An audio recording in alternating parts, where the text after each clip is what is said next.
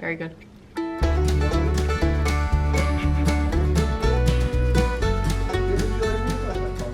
No, I really don't care. Okay, welcome to, what episode is this? Welcome to some episode. Okay, this is episode 5. So if you have watched the last like 2 episodes, you will know that I typically do this at like, what time is it? Like 12:30, like right now. And I always mention about how I need to get this done before Nate walks in the door or before Penny comes home from school, because I don't want to be a weirdo and sit here and talk to the camera. Nate is here with me today, so he's just an auxiliary part of today's podcast. Nate, give them a hello. No, he's shaking his head. No, he's shy now. So just know that Nate is here with us in spirit and in physical form today, which is wonderful. So this is episode 5 of the Lochknits knitting podcast. My name is Haley. I am a tattooer and crafter and knitter and quilter and spinner and all that stuff from Northeast PA. I'm in Wilkes-Barre in the United States. If you have no idea where that is, I would say that's probably the majority of you. Halfway between New York City and Philly. I have had a lot of people reach out to me and ask like where I work and how far is it, like if you want to come get a tattoo from me.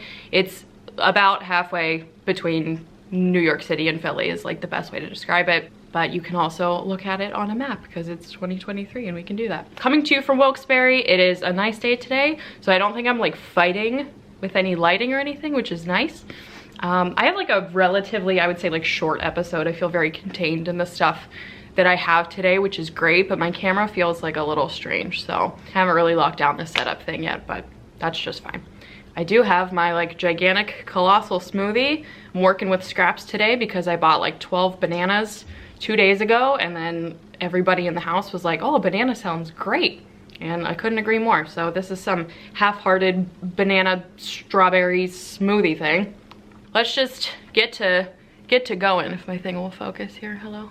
So everything that I talk about, as always, is gonna be in the description box down below with links and all that happy stuff. Before I even get into like my usual content, I want to talk about I don't want to use the actual word because I know that that's whenever we get like scary bots and like weird YouTube people in like the comments and messages and stuff, so I'm just gonna like mouth the word right now. We're going to do a giveaway. Did you hear that? Did you catch that? It's very quiet. We can't say it out loud, but we're gonna do that to enter the giveaway.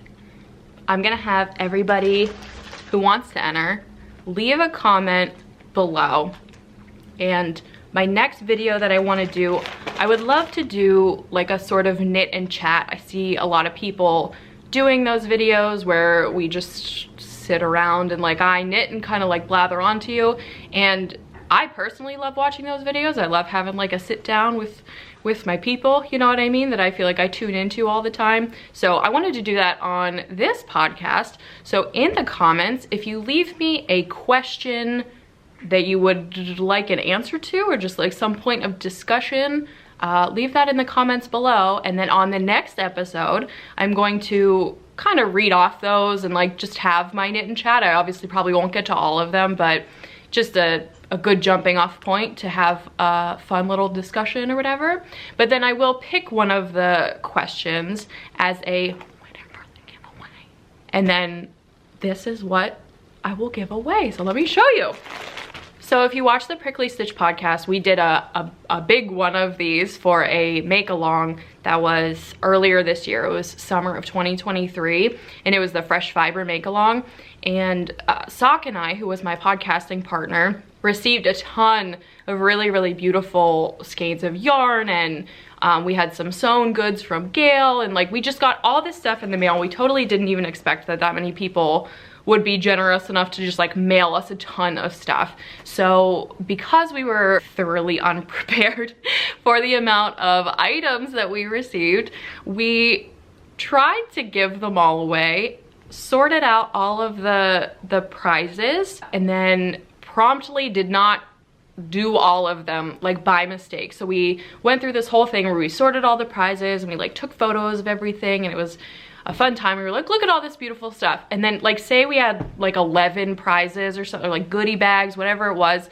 We pulled like 9 of them and then said, that's good. But we thought we did. We thought we gave them all away. Turns out we didn't. So I was going through my, I mean, don't look too close back here, but I was going through my yarn situation back here not long ago, and I was like, oh, I still have all this stuff to give away, and as much as I would love to like hold on to it, I feel like an immeasurable amount of guilt working and knitting with stuff that was not meant for me necessarily. So anyway, found all this stuff and I was like, oh, I should just have my little chatty episode, whatever, where I just like give another thing to the universe. So anyway, long story short, this is what is going to be if you enter to win. This is what's up. So I have 2 skeins, and I've shown these before, but here they are again.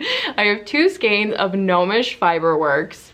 So this is a really fun combo. This is fingering weight. The bigger is the fingering weight, 100% Peruvian Highland wool, 459 yards. And then the other skein is the lace base, also in 459 yards. So this is like a perfect hold them together project, or throw it in the yoke of a sweater or something. Like, so fun. And I thought this was like vaguely holiday-ish, roundabout sort of. So cutie pie colors here. And then I have the very last, I promise it's the very last, Lochknits tote bag that I really want to keep for myself, but I won't.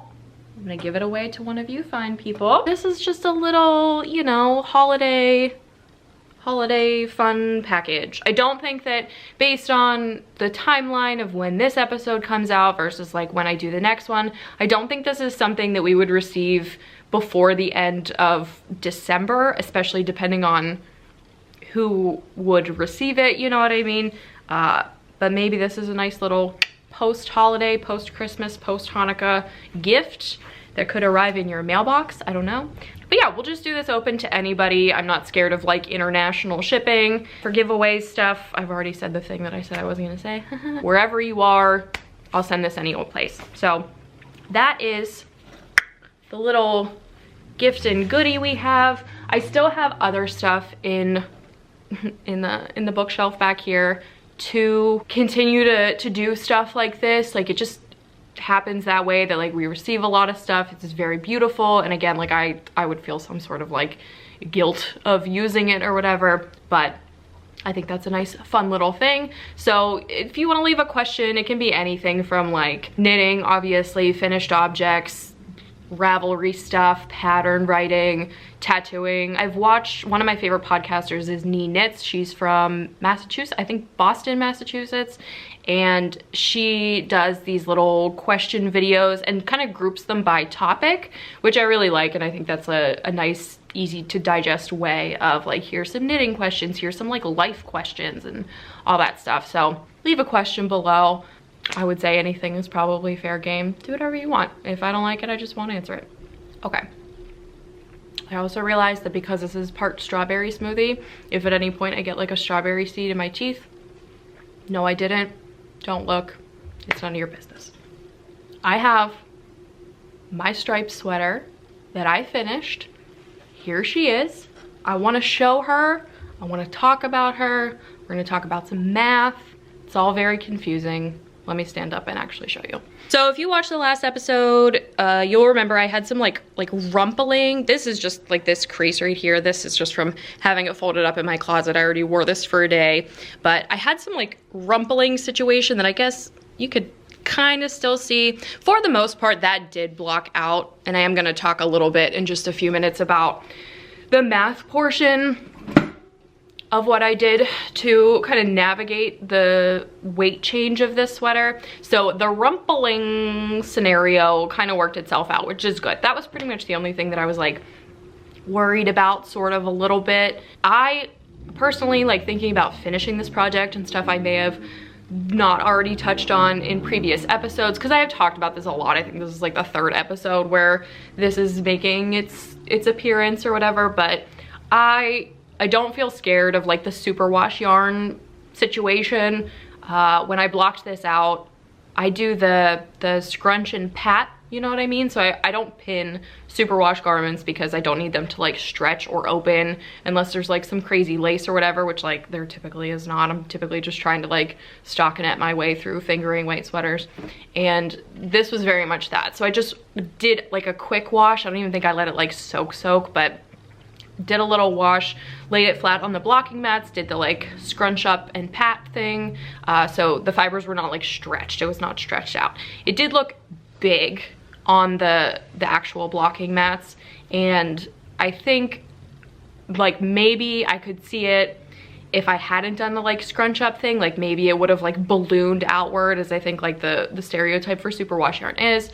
But I really believe in the scrunch and pat method. It seems to have worked out just fine. I don't think, just based off of the try-ons that I have done up to this point, I don't think it looks any different. I think it looks good. I think it looks, I wish I didn't have this rumple here from folding it. This is what I get for putting things away, but it's great. Let me back up and show the back. I don't feel like I have too much, like I know a lot of people get like the extra back fabric. I'm pretty like, all things considered, I would say like pretty flat chested, so I don't have the issue where like the front, I need to accommodate like the bust circumference in like a really significant way, as it varies from like my back and my waist and stuff. So it's usually like easy peasy. I typically don't fiddle with like bust darts or anything. I didn't do any waist shaping on this either. It's just like a straight knit.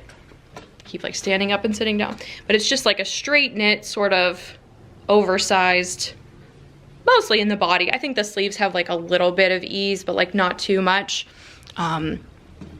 So yeah, it turned out great. This is like super comfortable. Like I said, I already wore this for a day.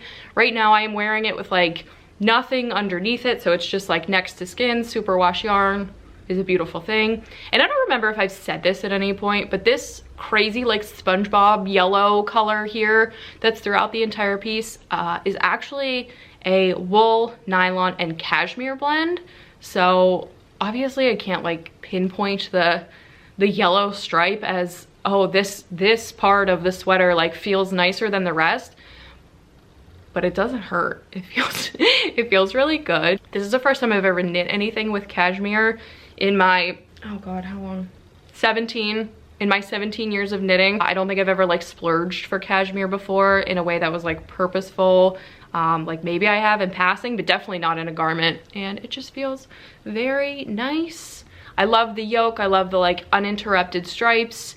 Not a huge fan of like raglan striping with like the hard square neckline yoke thing that happens with that. So I will 100% knit this pattern again. It's great, it's beautiful. I think that my yarn substitution from the sport weight for which the pattern is written to my fingering weight that I just had in my stash, it seems to have worked out perfectly. And I do want to take a couple minutes, where did I just put my phone? I do want to take a couple minutes to just lightly dissect like how I did that, because I went back and forth on, is this information even worthwhile to like make an entire separate video about? And in my opinion, it is not, because this substitution thing that I did is like fast and loose. There's like no hard rules that I was following. It was just like math that made sense in my brain. So I want to talk about that very briefly. If you are not interested in fiber conversions and all that stuff, like just skip ahead. There's more content to be had, but I did have a fair number of people in the comments who are like, I am interested, tell me more. So a lot of this conversation, please excuse me, is going to be based off of my phone, only because it is so numbers based, and I have all of this written down in my Ravelry notes on the 2 projects that this was sort of based on.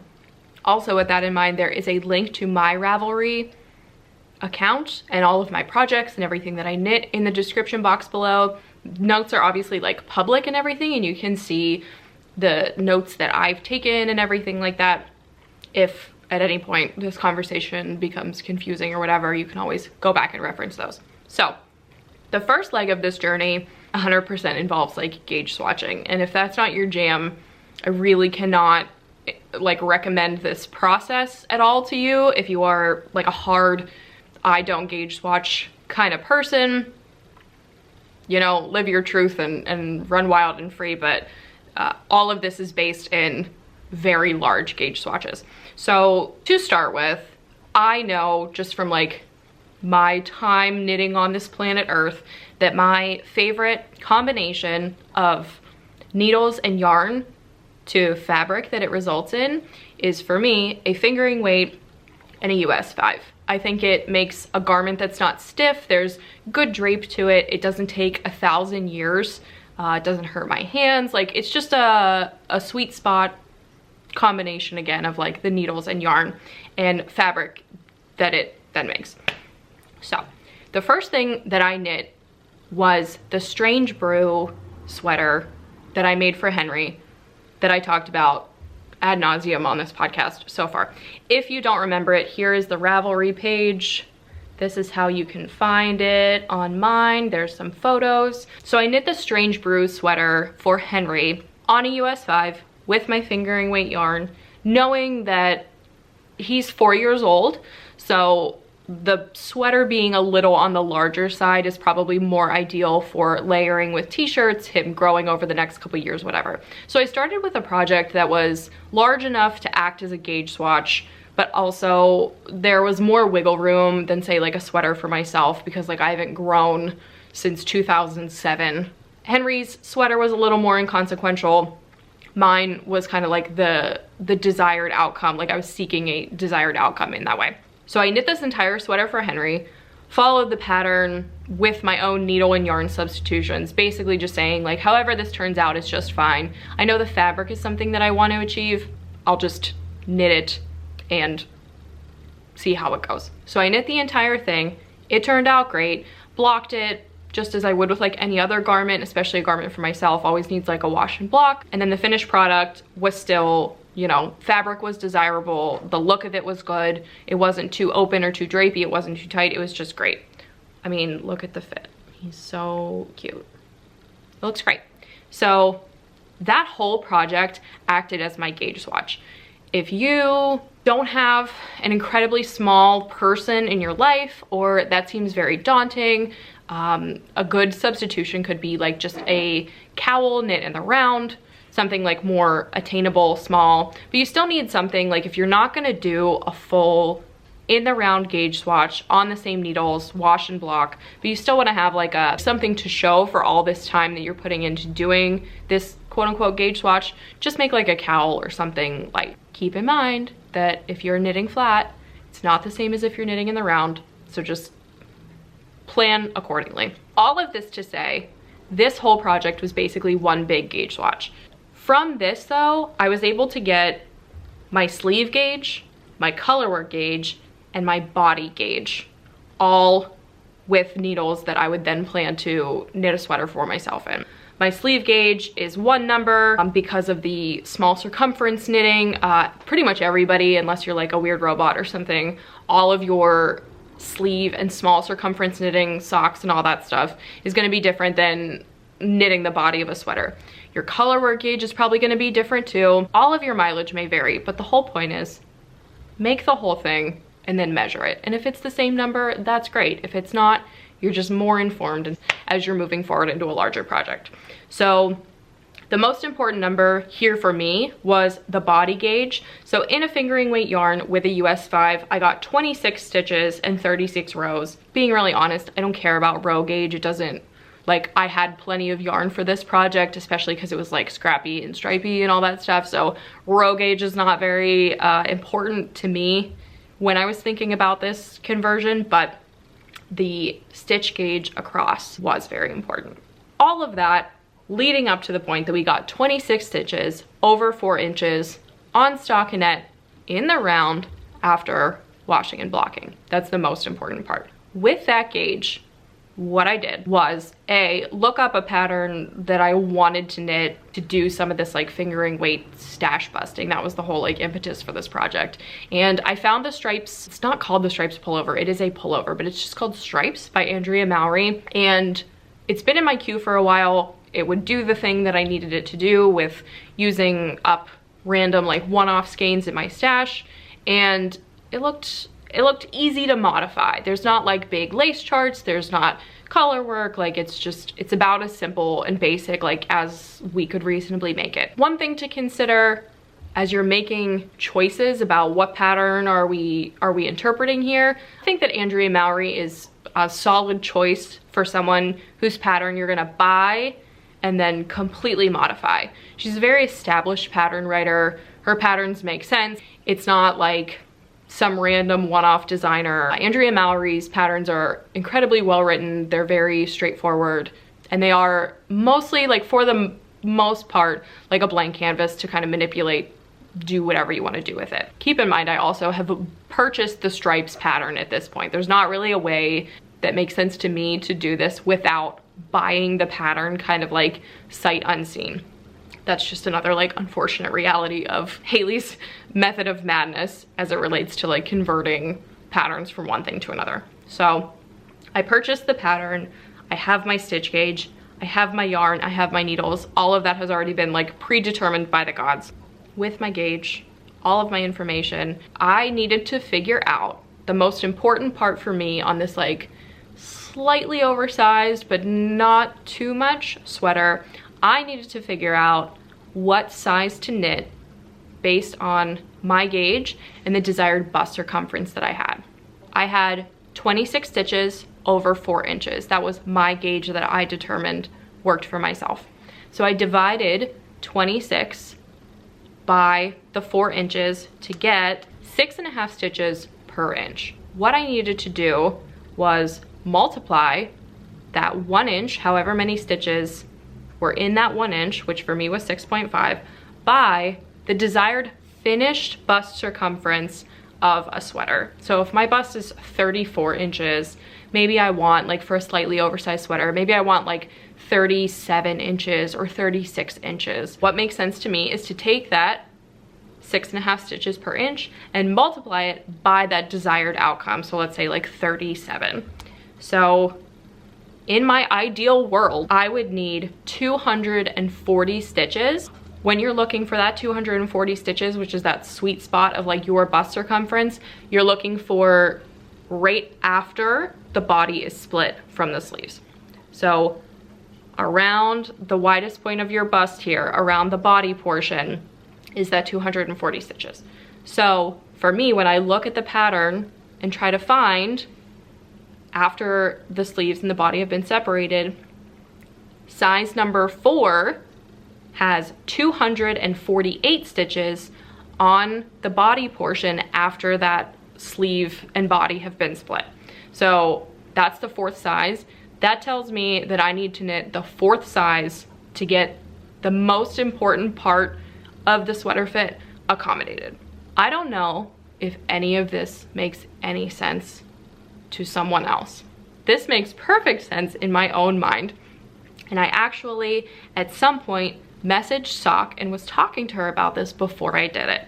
And the way that I explained it in our conversation was a lot more quick, faster. It was something that I could just type up in a paragraph. So I'm going to briefly search for that, read my logic that I sent to Sock, who doesn't gauge swatch at all, because she said, that sounds great. Here is the concise version that I texted to my knitting friend who does not gauge swatch in the slightest. I want to knit the striped sweater from Andrea Mowry. It's a sport weight pattern, and I have fingering weight gauge swatch that I want to use. My calculations for the fingering weight are 6.5 stitches per inch. So I multiplied 6.5 stitches by 37 inches, which is my desired outcome for bust circumference, which gives me 240 stitches at the bust ideally. Then I looked at the pattern and found the size where, after you separate for the sleeves, the body stitch count is 248, which is the closest to my desired number. So in theory, to use fingering weight for this project with my gauge I already have, I would knit the 4th size. That's it. That's all I did for this pattern. I did not adjust anything else. I just went with that calculation. I assumed that everything else would be proportionate, which in my opinion is where the experienced pattern designer portion of this conversation comes into play. As we're thinking about like grading and adjusting and things like that, not all knitting pattern writers are the same. a lot of people, as you get into larger sizes, have problem with like neck versus sleeve versus short rows and all that kind of stuff. So I would say that this was a good transition into like modifying patterns, or modifying, I guess, the fiber content and weight and all of that stuff for me. Maybe next time I would be a little more brave in deciding whose patterns I would try this with. But if you're just trying this for the first time, I would absolutely, like I said, recommend doing this from a pattern designer who is very established, very like reputable. Just kind of use common sense. I think some good designers to try this with would be Andrea Mowry, Tin Can Knits. Honestly, those are the two that like come to mind. If you can't find something between those two people's libraries, like maybe you're not looking, you know? But overall, this was great. Like, this worked out exactly how I needed it to. I feel like it was good experience doing a heavy modification like that. And I didn't always used to be into gauge swatching, but I've been burned so many times by knitting an entire sweater and it just doesn't fit, or it looks weird, or I ran out of yarn, or like whatever. And you can't really be that crabby if you're knitting something. You have no idea like how your gauge lines up to the designers and you're just kind of winging it. It's kind of on you. So you have to try. It's worth a gauge swatch. The amount of time that you're gonna put into that stupid swatch for it's like 45 minutes or an hour is gonna be a significant amount of time different than if you knit the entire sweater. Just do the gauge swatch. It's not that big of a deal. I also think it's worth doing a gauge swatch for yarn that you're gonna use repeatedly over and over and over again. If you have your favorite brand of like rustic wool that is consistent and there's a million colors in it and you buy it all the time and there's a ton of it in your stash, just do a gauge swatch for that. And then you have infinite amount of projects where you don't have to do a gauge swatch anymore. For me, like I said, in my stash is this fingering weight single skein of superwash merino nylon. That's just like how I buy yarn and what I have kicking around. That's my tirade. If you have gained literally any understanding of what I'm talking about from this whole like section of nonsense that I just went on about, thank you for sticking with me. If you think that I am full of baloney, just let me know in the comments. Like, I'm always always open for this discussion. I am gonna do this again in the future. I think this worked out super well for me. If you are bold and adventurous and you have a lot of knitting experience, just give it a go. It'll be just fine. I am so happy to have a fingering weight sweater off my needles. I probably only have like 2 or 3 fingering weight sweaters in me per calendar year. This was such an event and very laborious, and the actual finished object cannot be beat. Like, in my mind, like, this is peak sweater knitting, and like I love this and it's great and it's perfect and I want a million of these, but it's very like emotionally draining. I tend to be like a chronically monogamous knitter unless something really crazy comes up in my life. Like, I'm pretty much working on the same project over and over again until it's done. A lot of whips like really stress me out. So this is what I had on the needles for like the past, I think this was like 3.5 weeks or something. So I'm glad, I feel liberated, I feel good about it being done. And I'm just so glad, like I said, how it fits. It's great, it's perfect and wonderful. After I cleared that off the needles, I got into another whip and I said, no fingering weight yarn and no stripes and no color changes and no nothing. And I was thinking all of that as I was finishing the sweater, and then I absolutely cast on the total opposite of that. So my knitting toe, my whip that thankfully is almost done because I really am tired of striping. I am tired of colorway changes. I would like to knit with like a thicker yarn. I'm just kind of over it, but I don't know like what bee I had in my bonnet, but apparently there was one there. I have started a pair of socks. So I have one sock, if it'll focus. I have one sock completely done. Again, this is all of the things I said I didn't want to get into. We have stripes, we have color changes. I tried some 1x1 ribbing for the actual like smallest part of your foot, like for like one of those like kind of like grippy like athletic style socks. Put some of that in here. Never tried that before, don't know how that's gonna go. So this is probably like a I would say like an ankle sock, like maybe one that's like 2 or 3 inches above my ankle, but I think it's gonna be pretty short. And the whole like theory I had in my mind was to do more stash busting, and like I did it, but at what cost, you know? This ended up being like a really fiddly project. I've never done color work in a sock before, and even though this isn't like earth-shattering color work, there's still a good number of ends to weave in. So the toe and the cuff are one color. The heel will be that same color as well. The green and white are a self-striping yarn that I've had in my stash since actually the first day I ever met Brienne. So too long, had to get rid of that. And then I wanted the contrast of like the little fitted stripey bit in the middle to be different from those two. So I grabbed some of this, you can see it up here, blue. I think one of these was from like an advent or something. You know how it goes, like you just find stuff in your stash and you're like, that sure is superwash merino nylon, like just throw it in there. So I have no idea where any of this came from. It's just been kicking around, so I wanted to use it up. I think I got hung up on all of these new to me things because I did not calculate making them the same at all. So as you can see here from my whip, I ran out of the green yarn, and then I'm just gonna carry this up and finish the striping here. So they're like similar, but not. But according to my calculations, the heel is gonna be somewhere between these two stripes. So I think for the part that would like reasonably stick out of a shoe anyway, it will be pretty much the same, or looking a little more like, I guess it's like this, a little more coordinated, but they're just cute. They're just like hideous, fugly socks, trying new stuff, doing some stash busting, feels good, easy project. I think I knit this in like 2 days or something. I felt like very motivated by the do the toe, then do the main part of the foot, then try this new thing, and then we're gonna like try some other striping. So a very good introduction, I would say, to like color work, sock knitting. It's really difficult though, it's very fiddly. The needles are not super forgiving. I knit all of my socks on a US 1. I'm kind of going back and forth between Chalgu needles and Hideous sharps.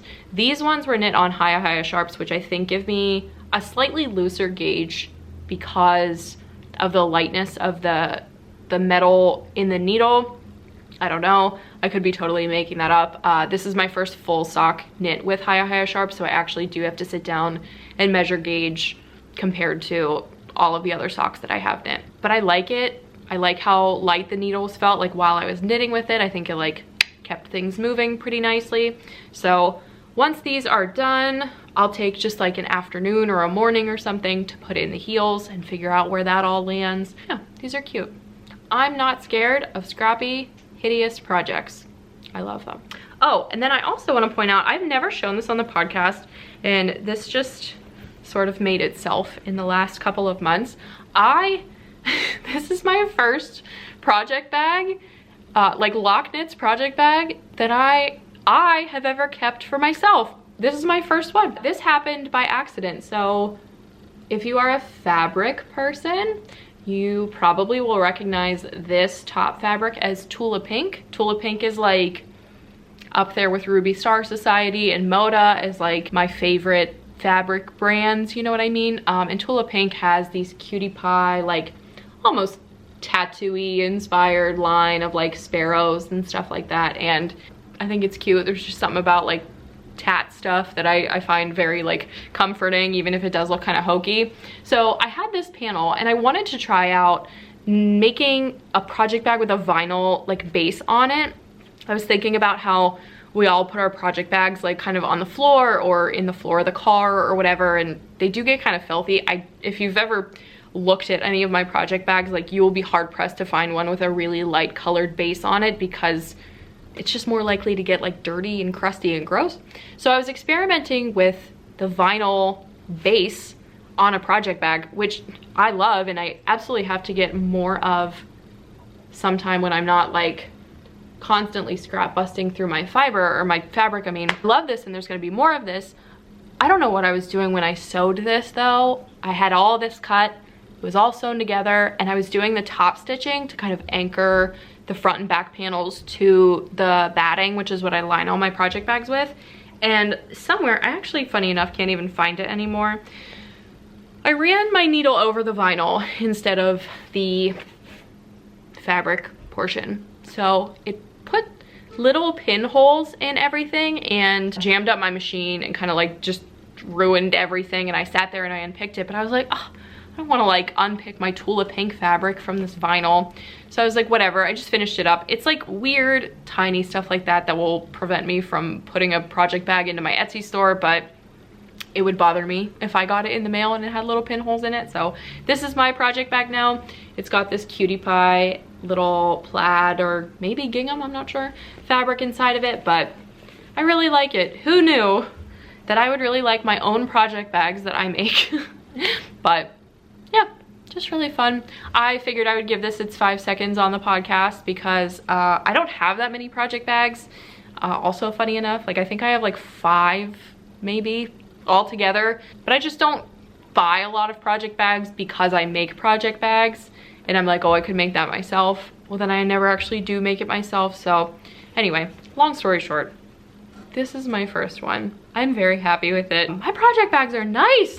This feels nice to like have carrying around with me. It's been like following me all over the house. I've taken it in the car and stuff, and my project bags are very sturdy because they are lined with quilt batting. And I like obviously knew that, or else I wouldn't like make and sell them, but just feels good to have one for myself. That was my finished object. That was my whip. The only other thing I have that I wanted to talk about is my next project that I'm going to be starting after I'm finished up with my Delightfully Hideous socks. If you are new to the podcast, one of my very best friends is Brienne, who is the yarn store owner of the Moon and Yarn Craft Room. It is a yarn store in Pittsburgh, PA. It's weaving based, it's spinning based, there's yarn for knitting, there's a ton of crochet yarn and inspiration there. Brienne is just one of those people that does it all, and because she just opened the craft room back in, I think it was May of this year, 2023, she just opened the craft store. One of the things that has come sort of very last is shop samples, and she is obviously a small business owner and is just one person. So I have always said, like, if you need a shop sample, just mail me whatever and I will make something with it and send it back to you. So she gave it some thought, bought a pattern, sent me the pattern, sent me the yarn. Like, I am ready to go as soon as I'm done with these socks. And she mailed me the crossed cardigan. So this is obviously just like a little printout that she sent me, but this is a baby cardigan. Look how stinking cute it is.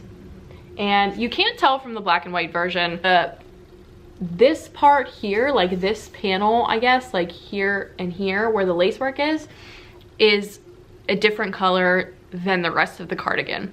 So this is a pattern by Tin Can Knits. I love Tin Can Knits so much.